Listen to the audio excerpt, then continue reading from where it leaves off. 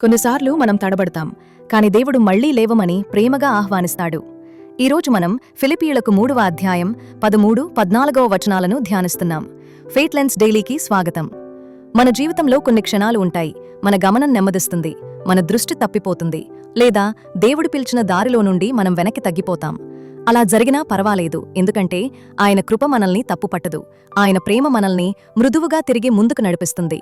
పౌలు ఇలా చెప్తున్నాడు: గతాన్ని వదిలేసి ముందున్న దానివైపు పట్టుదలతో సాగుతూ లక్ష్యానికి చేరేందుకు నేను ముందుకు సాగుతున్నాను.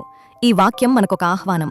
నిన్నటి భారాన్ని విడిచేయమని, గతం మనల్ని ఆపనివ్వకూడదని, ముందున్న దిశలో కొత్త ఉత్సాహంతో చూడమని. అందుకే ఈరోజు దృష్టిని సరిచేసుకుంటున్నాను. ప్రభువును నా సంపూర్ణ హృదయంతో వెదుకుతున్నాను. ఆయన పిలుపులోకి మళ్లీ అడుగు వేస్తున్నాను. ముందుకు సాగేందుకు నిర్ణయించుకుంటున్నాను. మరియు నీవు కూడా దూరమైనట్లు, దృష్టి కోల్పోయినట్లు, లేదా నిరుత్సాహంగా ఉన్నట్లు అనిపిస్తే నీవు ఒంటరివి కాదు. మరలా ఆయనను వెతుకుదాం. ఆయన ఉద్దేశించిన లక్ష్యం వైపు ముందుకు సాగుదాం.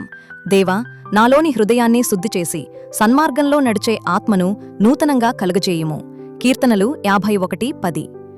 ఫెయిత్లెన్స్ డైలీకి వచ్చినందుకు ధన్యవాదాలు. ఆయన కృప నీ అడుగులకు బలాన్ని ఇవ్వుగాక. ఆయన సమాధానం నీ ప్రయాణంలో నిన్ను నడిపించుగాక.